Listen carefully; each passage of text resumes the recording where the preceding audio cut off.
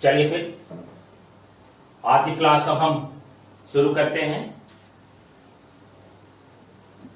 इस समय हम लोग आईएएस और पीसीएस की प्रारंभिक परीक्षा के अंतर्गत सीसेट पेपर फर्स्ट में शामिल एक विषय Indian political system and governance पर इस क्लास के माध्यम से अध्ययन कर रहे हैं। इस क्लास के साथ अभी जो 2-3 दिन पहले आईएएस की परीक्षा हुई थी, प्रारंभिक परीक्षा, उससे जुड़े प्रश्नों को भी क्लास में रखा जाएगा। अब तक क्लास में जो कुछ भी चला जा चुका है उसमें से अगर कोई प्रश्न आया था तो उसको भी देखा जाएगा और आगे आने वाले टॉपिकों में जो प्रश्न इस परीक्षा से जुड़े हुए थे, क्लास में अध्ययन करते समय उसका भी उत्तर तलाशा जाएगा। अभी पीसीएस की प्रारंभिक परीक्षा भी होने वाली है, यह प्रक्रिया वहां पर भी दोहराई जाएगी। तो चलिए आज के टॉपिक के साथ हम अपनी क्लास को आगे बढ़ाते हैं। आज हम Indian political system and governance विषय के बहुत ही महत्वपूर्ण टॉपिक के साथ हैं, संविधान की उद्देशिका, प्रिएम्बल्स ऑफ कॉन्स्टिट्यूशन। इसे प्रस्तावना के नाम से भी जानते हैं। क्या है ये उद्देशिका?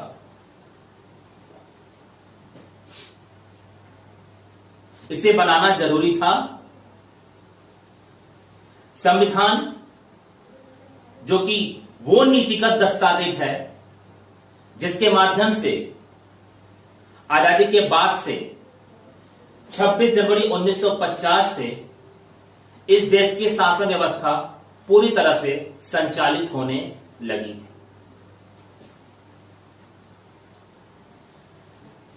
संविधान अपने नीतिगत दस्तावेज के अंतर्गत आने वाले अलग अलग विषयों पर नीति के संदर्भ में जो भी विधियां उसमें समाहित विचार के स्तर से कर रहा था,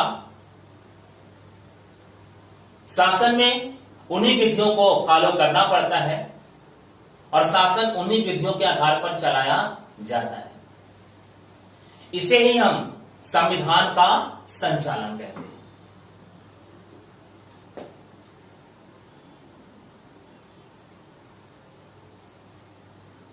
संविधान के साथ शासन का संचालन उसके पूरे विस्तार में अलग अलग विषयों के साथ है, लेकिन इसके साथ ही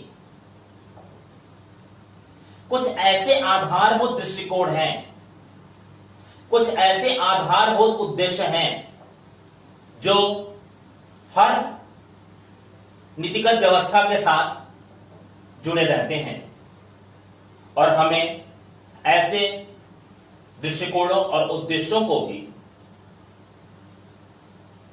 उन नीतियों के साथ प्रत्यक्ष और अप्रत्यक्ष रूप से जोड़ करके ही देखना पड़ता है। तो फिलहाल अभी आप सरल शब्दों में यही समझ लीजिएगा कि उन्हीं मूलभूत दृष्टिकोणों, मूल्यों,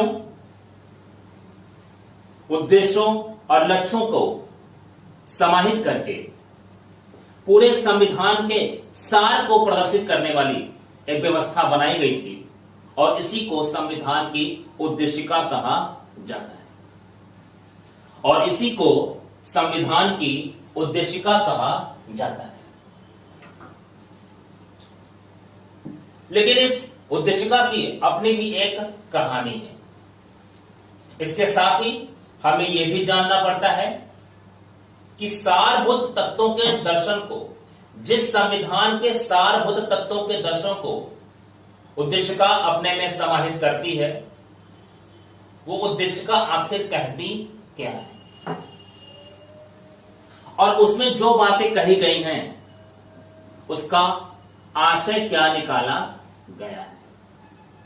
इसके साथ ही साथ हमें यह भी इस टॉपिक के अध्ययन के साथ, इस विषय में जिसका हम अध्ययन कर रहे हैं, जानना पड़ता है कि क्या संविधान की उद्देशिका का वही महत्व है जो खुद संविधान के अंतर्गत आने वाले नीतिगत दस्तावेजों का है। संविधान के सार के रूप में बनाई गई उद्देशिका का आखिर महत्व क्या है, इसको बनाने के पीछे क्या लॉजिक रहा होगा।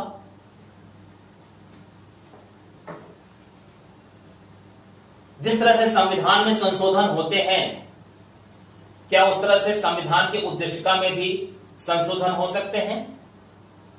अर्थात जो अनुच्छेद 368 के तहत संविधान में संशोधन की प्रक्रिया है, क्या संविधान की उद्देशिका में भी उसी प्रक्रिया का अनुसरण करके संशोधन किया जाएगा या इसके लिए कोई अलग से प्रावधान होगा।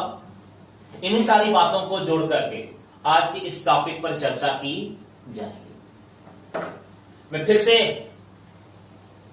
एक बात आपके सामने रख दे रहा हूं कि ऑनलाइन क्लास वीडियो को इस रूप में चलाया जा रहा है कि इसके माध्यम से आपके विषय को कॉम्प्रिहेंसिव स्टडी तक पहुंचा दिया जाए, जो फैक्ट और लॉजिक से जुड़े होंगे।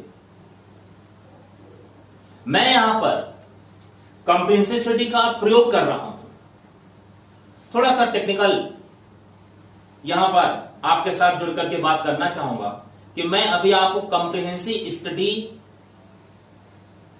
के अप्रोच से जुड़ करके नहीं चला पाऊंगा।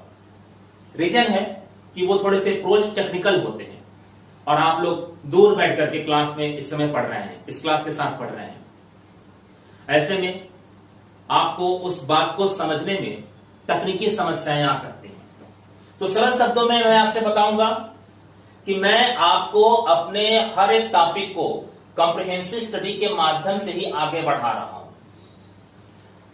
उस पर पहले कॉम्प्रिहेंसिव नोट्स की स्थिति तैयार की गई है, लेकिन ये कॉम्प्रिहेंसिव स्टडी, ये कॉम्प्रिहेंसिव नोट्स जिस कॉम्प्रिहेंसिव अप्रोच पर आधारित है, क्योंकि वो थोड़े से टेक्निकल होते हैं और उसको अगर आप दूर बैठे विद्यार्थियों को मैं बताना शुरू करूंगा और उसका मैं प्रयोग करना आपको सिखाऊंगा, तो हो सकता हो कि आप इसके टेक्निकलिटी में थोड़े से उलझ जाएं। इसलिए ऑफलाइन क्लास के विद्यार्थियों को तो क्लास में मैं इन सारी बातों को बता करके, समझा करके पढ़ा लेता हूं, लेकिन थोड़ा सा यहां पर कॉम्प्रिहेंसिव स्टडी और कॉम्प्रिहेंसिव नोट्स के बीच में जो कॉम्प्रिहेंसिव अप्रोच है, मैं वहां पर अभी आपसे बात नहीं करूंगा। हाँ, एक बात है कि विषय का जो कॉम्प्रिहेंसिव स्टडी का नजरिया है वो फैक्ट और लॉजिक का योग लेकर के चल रहा है। ये दो शब्द मैं हमेशा आपके लिए इस्तेमाल कर रहा हूं। तो आप फैक्ट और लॉजिक को अपने कोर्स में समझा करिए, कौन सा फैक्ट है और कौन सा लॉजिक है। इसके साथ ही साथ आप ये भी जानने का प्रयास करिए कि what is fact and what is logic. What is fact and what is logic. तो कॉम्प्रिहेंसिव अप्रोच, जो कॉम्प्रिहेंसिव नोट्स और कॉम्प्रिहेंसिव स्टडी और इसके साथ साथ कॉम्प्रिहेंसिव आंसर राइटिंग और कॉम्प्रिहेंसिव कम्युनिकेशन स्किल, इन चारों अध्ययन के अलग अलग सेगमेंट में इस्तेमाल होती है। संस्थान इसी को अपना 4C बताता है, जो कॉम्प्रिहेंसिव अप्रोच के प्रिंसिपल्स पर आधारित है, और एक कॉम्प्रिहेंसिव अप्रोच इन चारों 4C में लागू हो जाता है। और इसका परिणाम होता है कि देखिए, बहुत सिंपल सी बात आपको बता रहा हूं। आज इंफॉर्मेशन युग है। अगर एक विद्यार्थी ईमानदारी से IAS बनने के लिए पढ़ना चाहता है तो आज उसके पास इंफॉर्मेशन की कमी नहीं हो रही है। छोटे शहरों से बड़े शहरों तक आज सोशल मीडिया पर बहुत सारे ऐसे पार्ट हैं जिसका हम प्रयोग करके अपने इंफॉर्मेशन को अपने कोर्स के माध्यम से पूरा कर सकते हैं। हाँ, जो पुस्तकें हैं वो तो ऑलरेडी हैं। पुस्तकों के अध्ययन के लिए कुछ टेक्निकल रिक्वायरमेंट है, क्या अप्रोच होना चाहिए, किस विषय पर कैसी पकड़ हो, कैसा, तो ये सब इतने ज्यादा मात्रा में इस समय सोशल मीडिया पर आपको मिल जाते हैं कि आप अगर ईमानदारी से अध्ययन करना चाहते हैं तो आप उन सबके साथ जुड़ करके अपनी पुस्तकों के साथ आसानी से पढ़ सकते हैं। लेकिन जो सबसे महत्वपूर्ण बात है वो ये है कि आपको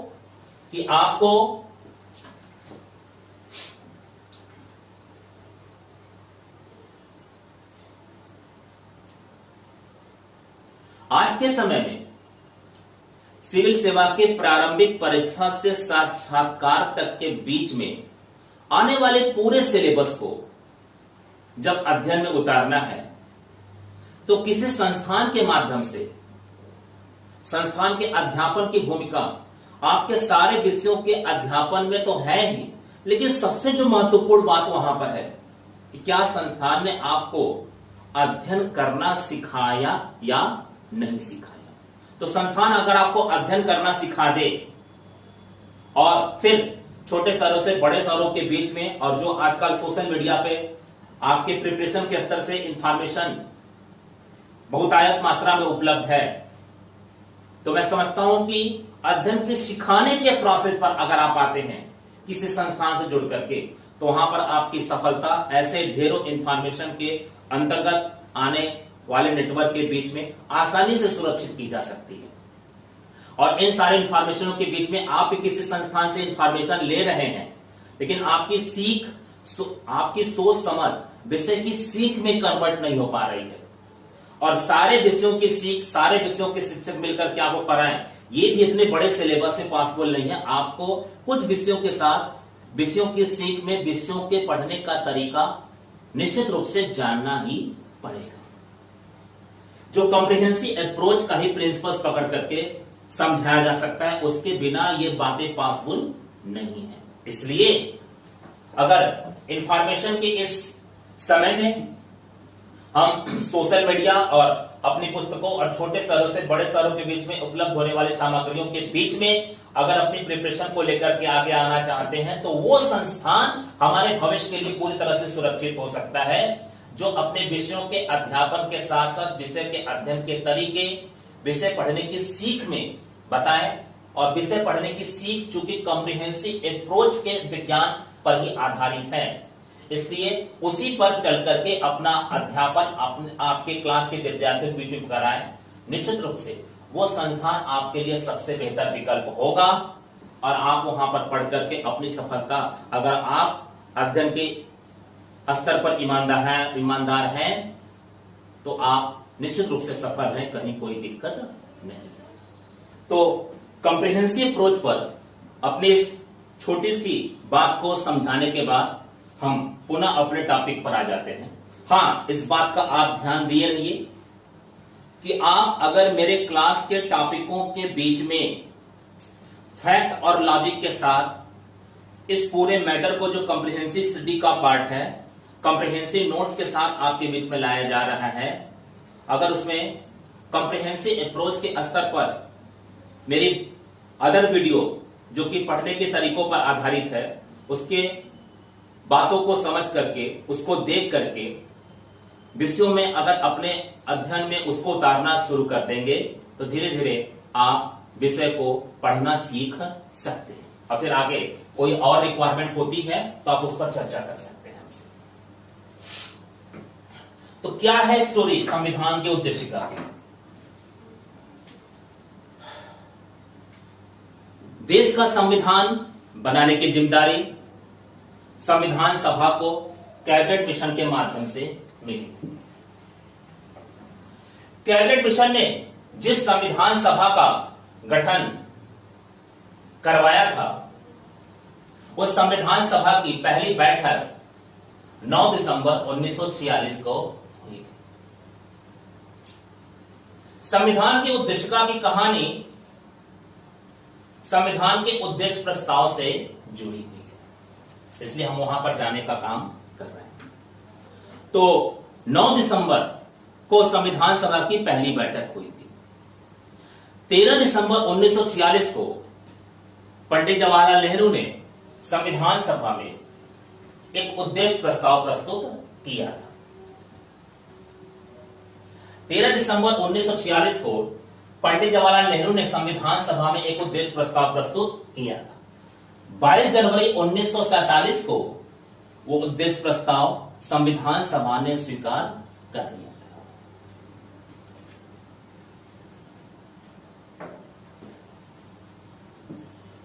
क्या था वो उद्देश्य प्रस्ताव?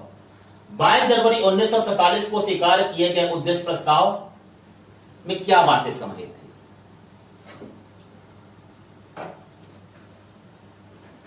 उद्देश्य प्रस्ताव के माध्यम से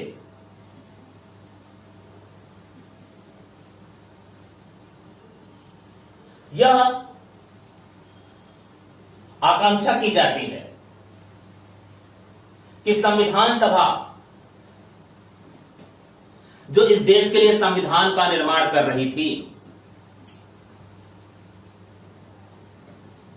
वो इस पूरे भारतीय क्षेत्र के लिए प्रभुत्व संपन्न स्वतंत्र भारत के अपने संकल्प की उद्घोषणा करें। प्रभुत्व संपन्न स्वतंत्र भारत के संकल्प की अपनी उद्घोषणा करें।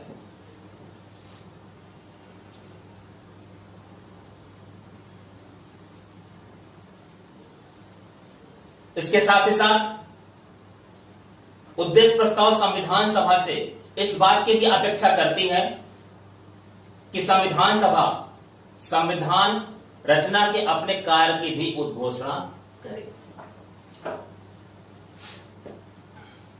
इस पूरे भारतीय क्षेत्र के शासन संचालन के लिए बनाए जाने वाले संविधान, जो कि पूरे देश को समग्रता से शामिल करके अपनी नीतियां बनाएगा, उन नीतियों में समग्रता के साथ उन नीतियों को बनाए जाने का कुछ प्रारंभिक नजरिया क्या हो, उद्देश्य प्रस्ताव उसी की बात कर रहा है। तो उद्देश्य प्रस्ताव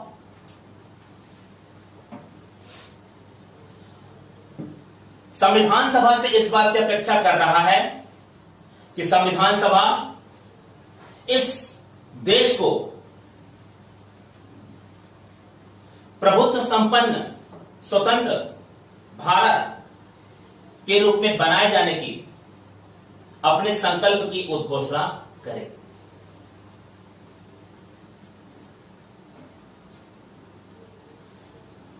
संविधान सभा भारत को प्रभुत्व संपन्न गणराज्य के रूप में घोषित करने के अपने संकल्प की उद्घोषणा करे।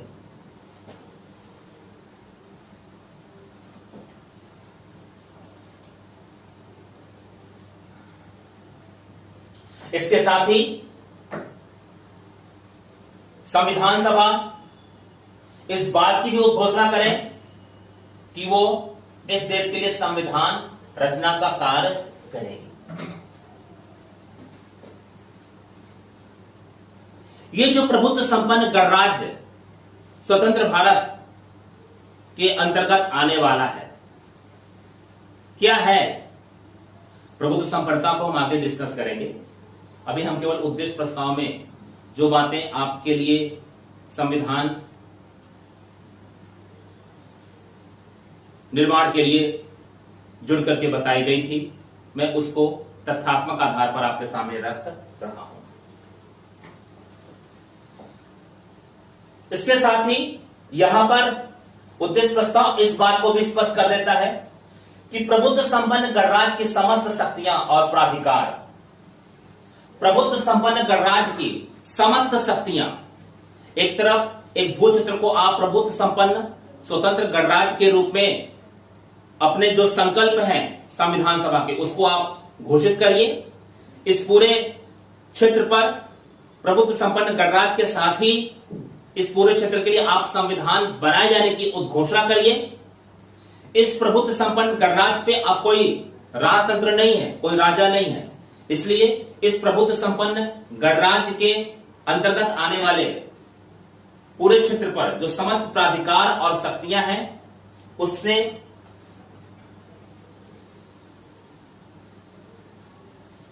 प्रभुत्व संपन्न स्वतंत्र भारत की सभी शक्तियां और प्राधिकार, उसके संगठक भाग और शासन के सभी अंग लोक से उत्पन्न होते हैं। अब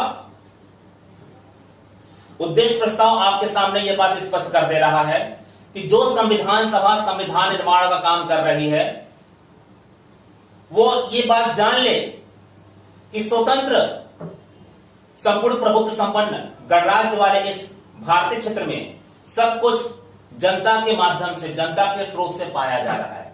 सारी शक्तियों का स्रोत इस क्षेत्र की, इस देश की जनता है।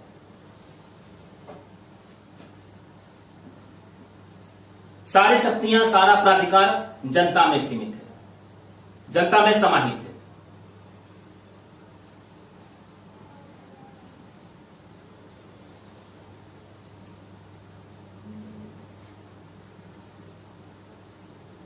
ये सेंटेंस जनता के शासन की ओर जा रहा है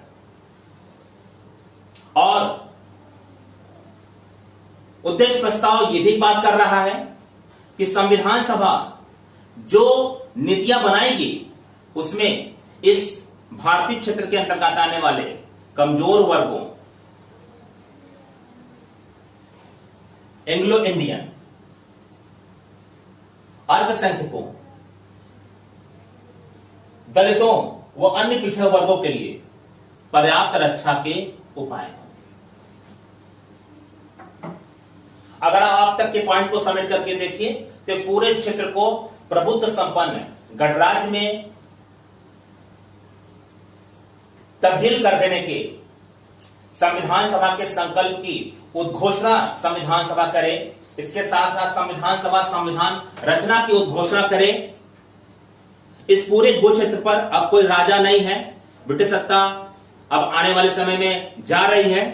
इसलिए जो उद्देश्य प्रस्ताव था वो आने वाले समय की स्थितियों को समझने के साथ ही अपना निर्माण कर रहा था।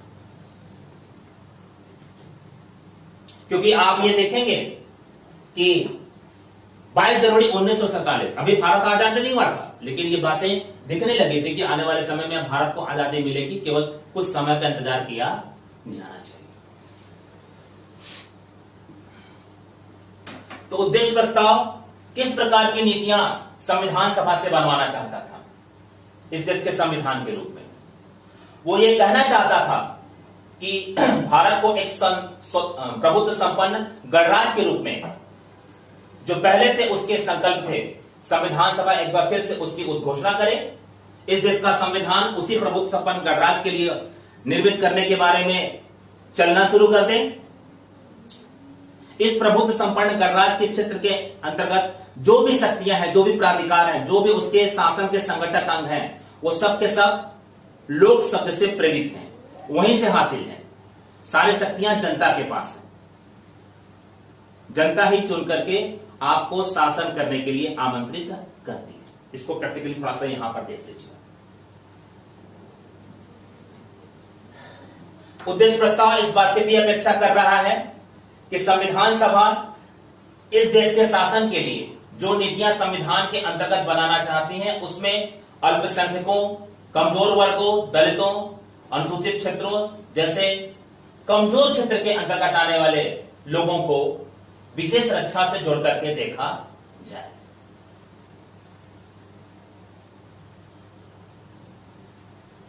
अगला पॉइंट आपका कहता है कि गणराज्य के राज क्षेत्र की अखंडता।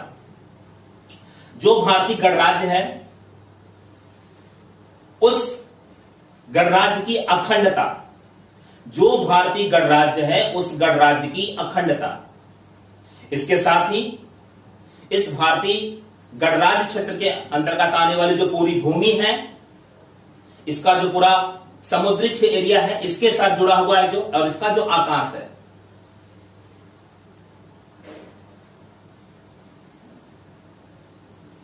ये पॉइंट ये कहता है कि भारतीय गणराज्य क्षेत्र की अखंडता, भारतीय गणराज्य क्षेत्र की अखंडता को बनाए रखने के लिए, भारतीय गणराज्य क्षेत्र की अखंडता को बनाए रखने के लिए, भारतीय गणराज्य क्षेत्र की अखंडता को बनाए रखने के लिए और इसके साथ ही इस गणराज्य के अंतर्गत आने वाला जो भूमिगत क्षेत्र है, इससे जुड़ा जो समुद्री क्षेत्र है और इसका जो आकाश है,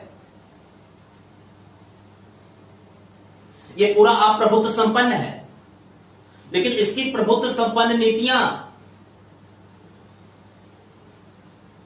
कैसी होंगी? मनमानी होंगी क्या? नहीं।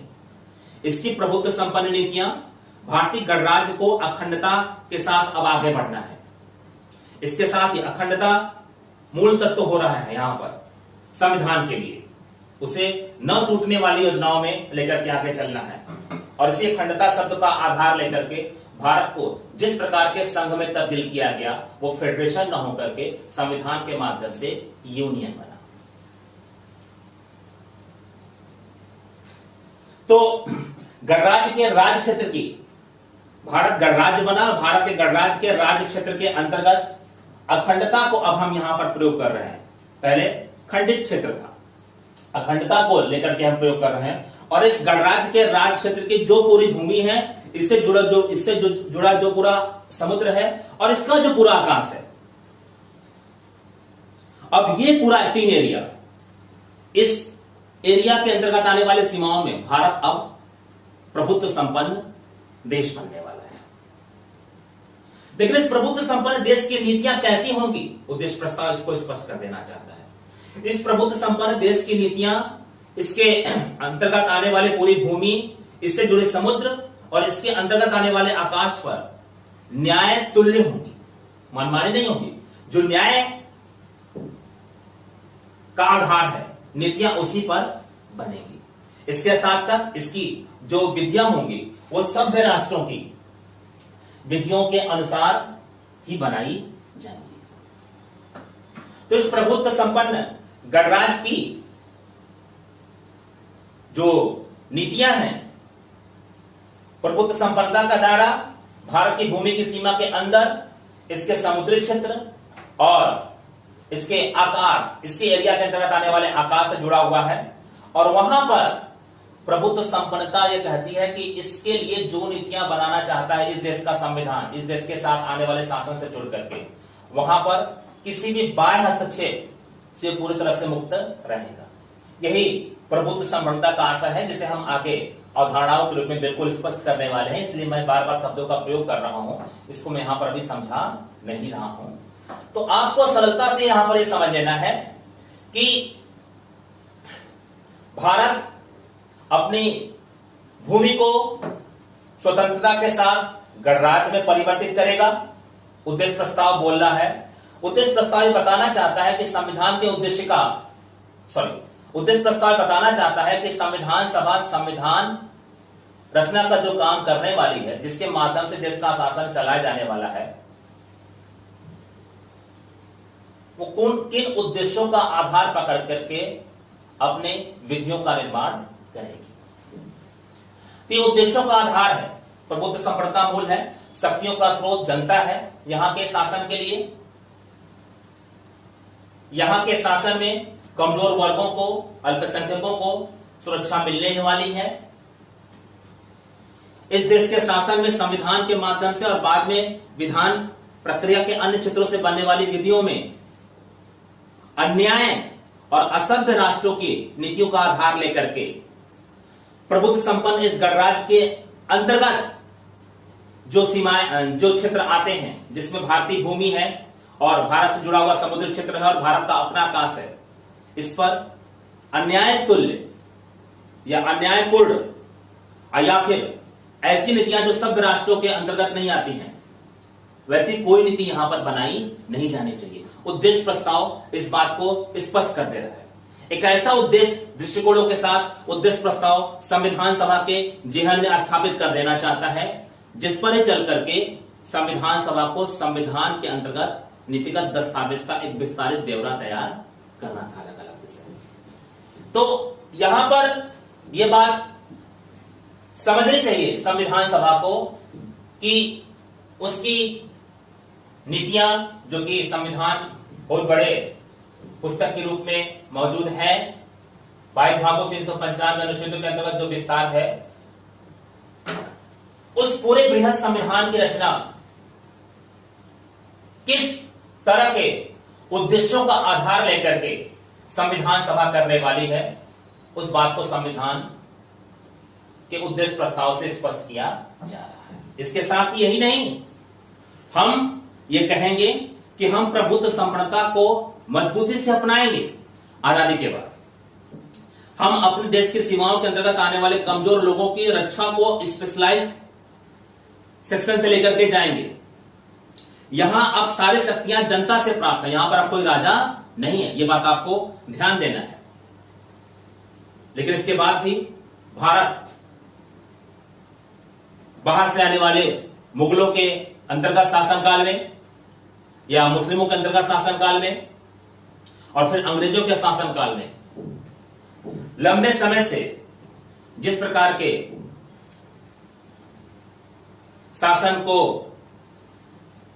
लेकर के चला है, उससे हट करके भारत की जो प्राचीन गौरवशाली शासन और समाज की विरासत रही है, उसको फिर से संजोएगा और उसके साथ ये जो तैयार प्राचीन भूमि थी, विश्व में अपना समुचित व गौरवशाली स्थान अब प्राप्त करेगी और विश्व शांति तथा मानव कल्याण के लिए स्वेच्छा से अपना पूरा सहयोग भी देगी, स्वेच्छा से पूरा सहयोग देगी। अगर किसी देश में कोई बड़ी आपदा आ जाए और हम वहां पर सहयोग देना चाहते हैं तो यह सहयोग स्वेच्छा से है, कोई दबाव बना करके हमसे सहयोग नहीं ले सकता। तो उद्देश्य प्रस्ताव संविधान सभा को यह भी जिम्मेदारी दे रही है कि अपने नीतिगत दस्तावेज में कुछ ऐसा भी प्रावधान आप जरूर करिएगा कि भारत अपनी प्राचीन गौरवशाली परंपरा को वर्तमान विश्व फलक पर फिर से एक बार लेकर के आने में सक्षम हो जाए और इसके साथ साथ भारत विश्व शांति और सहयोग के लिए स्वेच्छा से विश्व शांति और मानव कल्याण के लिए स्वेच्छा से सहयोग करने की स्थिति में हो तो उस करे, लेकिन कोई दबाव से उसका सहयोग न ले। उद्देश्य प्रस्ताव संविधान सभा के संविधान रचना के कार्य के लिए इस प्रकार से उसको एक दृष्टिकोण दे रहा है।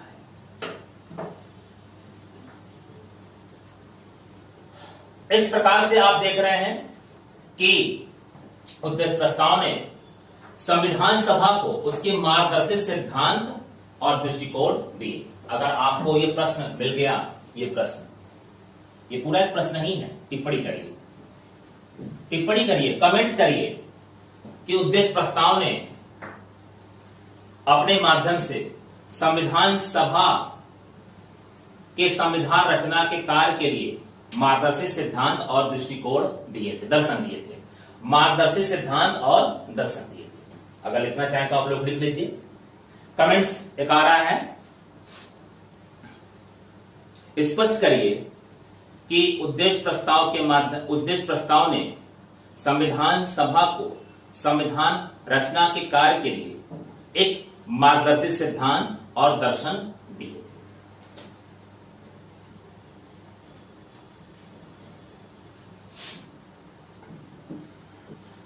अब ये जो उद्देश्य प्रस्ताव था, बाद में ये संविधान के उद्देशिका के रूप में जब हमारा संविधान बन गया तो परिवर्तित हो गया। तो यहां पर हमने संविधान की पुस्तक को आपके सामने इमेज के रूप में बना रखा है। ये संविधान रूपी पुस्तक है। इसकी शुरुआत में आपको संविधान की उद्देशिका दिख जाती है। ये संविधान के भाग और अनुच्छेदों का पूरी पुस्तक विस्तार है और लास्ट पेज पे संविधान की अनुसूचियां हैं। मैं पहले की क्लास में भी आपको ये बता चुका हूं। उद्देश्य प्रस्ताव जो आगे चल करके उद्देशिका में कन्वर्ट हो गया। हमारा आज का टॉपिक है संविधान की उद्देशिका। तो चूंकि संविधान की उद्देशिका संविधान के उद्देश्य प्रस्ताव का एक रूप है, इसलिए संविधान की उद्देशिका की कहानी उद्देश्य प्रस्ताव से शुरू होती है। इसलिए संविधान की उद्देशिका की कहानी उद्देश्य प्रस्ताव से शुरू होती है। अब ये उद्देशिका जो उद्देश्य प्रस्ताव को अपने में समाहित करके जब संविधान रचना का कार्य पूरा हो गया तो संविधान की पुस्तक में अपनी जगह बनाती है। ये होती क्या है? उद्देशिका केवल संविधान की ही नहीं है। उद्देशिका केवल संविधान की ही नहीं है, ये हर एक अधिनियम से पहले होती है। उद्देशिका हर एक अधिनियम से पहले होती है, जिसमें बताया गया होता है कि उस अधिनियम का उद्देश्य क्या है, उसके दृष्टिकोण क्या है, उसके अगर कोई मूल्य है तो वो क्या है। तो केवल संविधान की उद्देशिका नहीं है, प्रत्येक अधिनियम में अधिनियम से पहले एक उसकी उद्देशिका तैयार की जाती है, जो ये बताती है कि इस अधिनियम का उद्देश्य क्या है, इसके कोई मूल्य है तो वो मूल्य क्या है, इसके कोई दृष्टिकोण है तो वो दृष्टिकोण क्या है।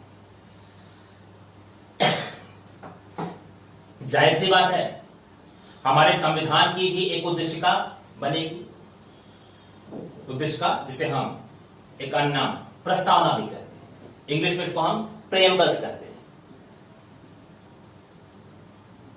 तो हमारे संविधान की उद्देशिका भी जो संविधान का मूलभूत मूल्य है, जो संविधान का मूलभूत मूल्य है, जो संविधान का दर्शन है, जो उसके उद्देश्य हैं और जो उसके लक्ष्य हैं, उन सबको एक साथ इकट्ठा कर लेती है और एक लेखन में या एक वाक्य रचना में उस सबको तब्दील करके अपने उद्देशिका के रूप में उसको प्रदर्शित कर देती है। तो संविधान की उद्देशिका संविधान को अति संक्षिप्त रूप में प्रदर्शित करती है।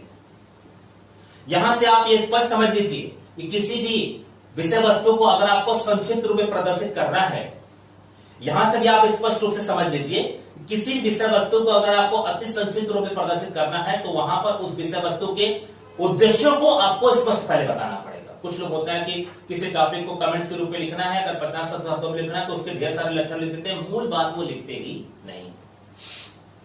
तो कोई बात अगर संक्षिप्त रूप में लिखी जा रही है, तर्कों से देखिए, कोई बात अगर संक्षिप्त रूप में लिखी जा रही है तो उसे आप उद्देशिका के आशय के तहत लिखें तो इसे अच्छा माना जाएगा। और ऐसे में अपने संक्षिप्त रूप में वो विषय अपने उद्देश्यों, अपने दृष्टिकोणों, अपने लक्ष्यों और उसके अगर कोई मूल्य हैं तो उनके साथ जुड़ जाए और उनसे एक वाक्य रचना का निर्माण कर दे। तो ये अति संक्षिप्त रूप उद्देशिका के आशय के साथ अगर है तो इसे बहुत ही प्रभावशाली उस विषय के लिए माना जाएगा।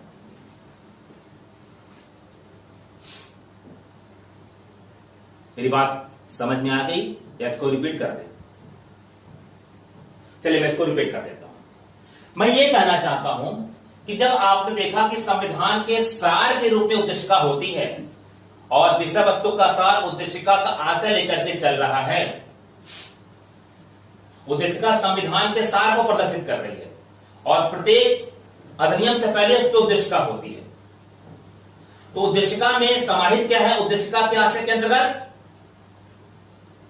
उस विषय का उद्देश्य, दर्शन, उसका लक्ष्य और उसके ऊपर कोई मूल्य है तो वो, और इसके साथ वो विषय जब अपने आप को निकाल करके बताता है तो आप उसे उसकी उद्देशिका और उसी रूप में उसका सार भी बोल सकते हैं। संविधान की उद्देशिका संविधान का सार है, जो संविधान के सार के रूप में संविधान के मूलभूत मूल्यों, दर्शन, उसके उद्देश्यों और उसके लक्ष्यों को अपने में समाहित कर दे। संविधान की उद्देशिका संविधान का सार है, जो संविधान के मूलभूत मूल्यों, उसके दर्शन, उसके उद्देश्यों को और उसके लक्ष्यों को अपने में समाहित करती है। इस बात को आप ध्यान कर देकर के सुन लीजिएगा, क्योंकि एक बात मैं बिल्कुल स्पष्ट कर दूंगा आपको कि आईएएस पीसीएस के विद्यार्थी के लिए संविधान की उद्देशिका की सही समझ का होना बहुत जरूरी है।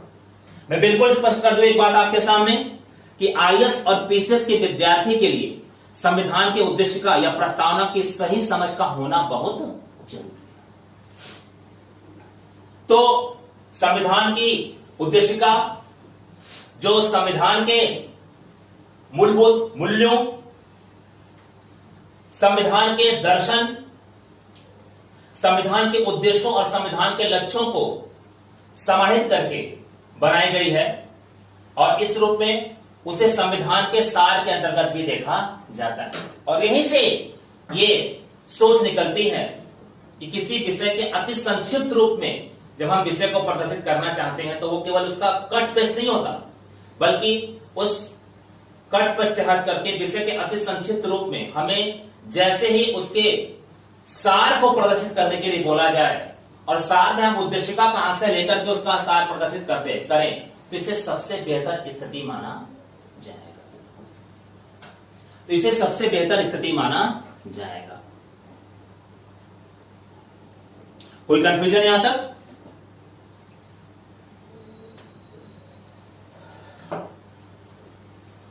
तो आप लोग जिस प्लेटफॉर्म पर अध्ययन कर रहे हैं वो आपके लिए एक सुरक्षित प्लेटफॉर्म होने वाला है।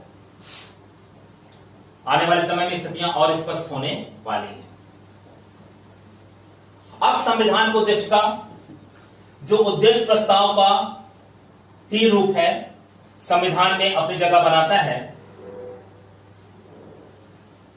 उद्देश्य प्रस्ताव से भी अति संक्षिप्त होकर के उद्देश्य का अपना निर्माण कर रही है।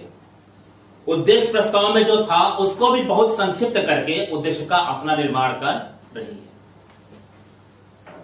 वो उद्देश्य प्रस्ताव जो 22 जनवरी 1947 को हमारे संविधान सभा ने स्वीकार कर लिया था, वही उद्देश्य प्रस्ताव जिसे 13 दिसंबर 1946 को हमारे पंडित जवाहरलाल नेहरू ने संविधान सभा में प्रस्तुत किया था, उसी उद्देश्य प्रस्ताव ने जिसने संविधान सभा को संविधान रचना के कार्य के लिए मार्गदर्शक सिद्धांत और दर्शन दिए थे, उसी उद्देश्य प्रस्ताव का जिसे बाद में संविधान सभा ने संविधान को उद्देशिका के रूप में परिवर्तन कर दिया था, उसी उद्देश्य प्रस्ताव के भी व्यापक रूप यानी कि सबसे बृहद हमारा संविधान, उसका एक छोटा सा टुकड़ा हमारा उद्देश्य प्रस्ताव जिस पर संविधान की रचना की गई थी, और संविधान के सार को पकड़ करके संविधान के उद्देश्य का संविधान के उद्देश्य प्रस्ताव का परिवर्तित रूप है, जो उद्देश्य प्रस्ताव का भी बहुत संक्षिप्त रूप है। कोई कंफ्यूजन यहां तक? चलो ठीक है। तो वो अति संक्षिप्त रूप में प्रदर्शित किया गया हमारा संविधान, वो अति संक्षिप्त रूप में प्रदर्शित की गई हमारी उद्देशिका संविधान की क्या कह रही है, क्या कह रही है, हमारे संविधान की उद्देशिका हमसे क्या कह रही है।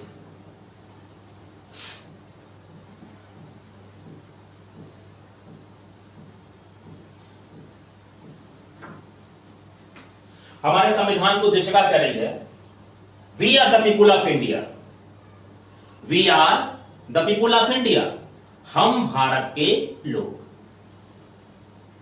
भारत को एक संपूर्ण प्रभुत्व संपन्न, हम भारत के लोग।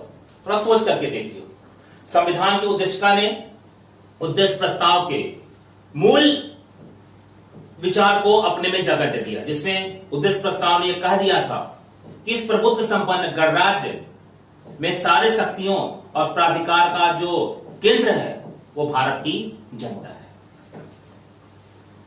तो उसी जगह से यह शब्द निकलने की स्थिति प्राप्त करता है और कहता है, हम भारत के लोग, we are the people of India, Bharat को एक संपूर्ण प्रभुत्व संपन्न,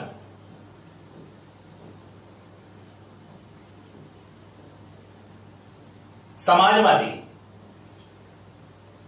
हम भारत के लोग। भारतीय मानचित्र को देखिए, अब इस भारतीय मानचित्र को कैसा बनाया जाएगा, उद्देशिका इसको कहती है। संविधान जो बृहद नीतियों में बताएगा उसी को अति संक्षिप्त रूप में लेकर के आएगा, जिसमें मूल मूल उद्देश्यों, मूल मूल दर्शनों, मूल मूल लक्ष्यों और मूलभूत मूल्यों को एक वाक्य रचना में कन्वर्ट किया जाएगा। तो ये जो उद्देशिका आपके सामने आ रही है, जो हिंदी में है और इधर इंग्लिश में है, इसमें उन सब मूलभूत मूल्यों, उद्देश्यों, दर्शन और लक्ष्यों को जो इस बृहद संविधान में जो भारतीय भूमि के लिए देश का शासन चलाने के लिए निर्मित हो रहे थे, और संविधान जो कि नीतिगत दस्तावेज है और व्यवहारिक परिभाषा में जिसको मैंने आपको बता रखा था कि व्यक्ति समाज और शासन के बीच की पूरी क्रियाओं प्रतिक्रियाओं का लिखित साथ इस देश की सीमाओं के अंदर हमारा संविधान।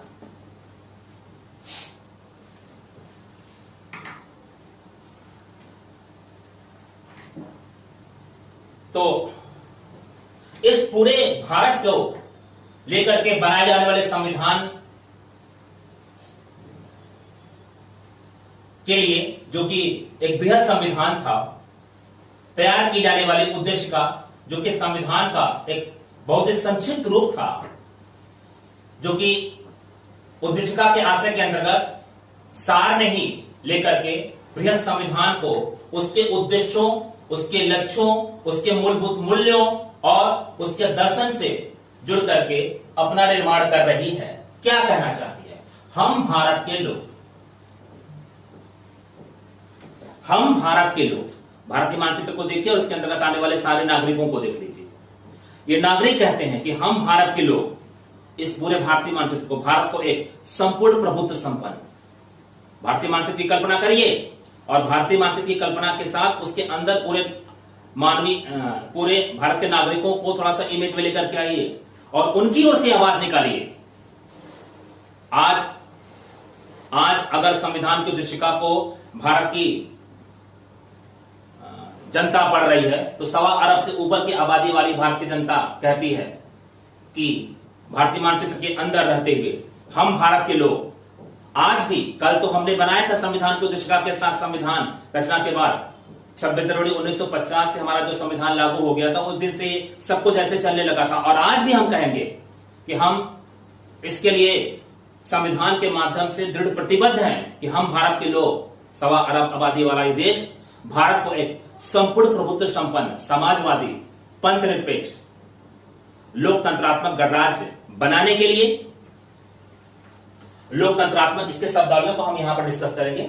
अभी क्या आप सुनिए कि ये शब्दों के रूप में जो मूलभूत मूल्य, दर्शन, उद्देश्य और लक्ष्य संविधान के जो उद्देशिका का आशय लेकर के आते हैं और अति संक्षिप्त रूप में संविधान के सार के रूप में उद्देशिका में डाले गए थे, वो किस प्रकार के शब्दावलियों से बंधे हुए थे। तो हम भारत के लोग, कल की स्वतंत्र भारत की आबादी और आज भी जो 1.25 अरब से ऊपर भारत की आबादी है, उसके बीच में जो कंडीशन है वो है हम भारत के लोग, भारत को एक संपूर्ण प्रभुत्व संपन्न, समाजवादी, पंथ निरपेक्ष, लोकतंत्रात्मक। आपको मैंने पहले ही बता दिया था कि सिविल सेवा के विद्यार्थी के लिए संविधान राज्य व्यवस्था के साथ जुड़ने वाला सेक्शन है। राज्य व्यवस्था के दोनों पल्लों पर अगर लेकर के आप अध्ययन करने के लिए आएंगे तो उसका एक पल्ला पूरा संविधान है और जिसकी मुट्ठी उद्देशिका हो रही है, जिसकी मुट्ठी उद्देशिका हो रही है। तो अगर इस मुट्ठी को आप खोल देते हैं तो पूरा एक फलक जो संविधान है वो खुलने में सक्षम हो जाता है। तो मैंने आपसे बोला कि आपको उद्देशिका की समझ होनी चाहिए और यह हमेशा स्थापित होनी चाहिए। अगर आप सिविल सेवा की प्रिपरेशन को लेकर के आगे चल रहे हैं तो कभी कोई अनुच्छेद, कोई उपभाग भूल सकते हैं, लेकिन उद्देशिका के अंतर्गत जो बातें हैं वो आपके जेहन का विषय बन जानी चाहिए प्रिपरेशन करते समय। तो संविधान की उद्देशिका, अगर मैं आपसे बोल दूं कि राज्य व्यवस्था पूरी प्रिपरेशन का एक आधारभूत विषय है, प्रारंभिक परीक्षा से साक्षात्कार तक, तो उसके 2 पल्लों में उसका एक पल्ला भारतीय संविधान है, हालांकि दूसरा पल्ला इसी पर पूरी तरह से आधारित है। ठीक है, दूसरा पल्ला इसी पर पूरी तरह से आधारित है जो राज्य व्यवस्था के अंतर्गत आता है, और संविधान के इस पल्ले का विस्तृत रूप उसका सार है और ऐसे में संविधान की उद्देशिका संविधान की मुट्ठी है। इस मुट्ठी में जो बातें कैद हैं, इसको अगर आप खोल देंगे तो संविधान पूरी तरह से खुल जाएगा। संविधान की उद्देशिका संविधान का सार है।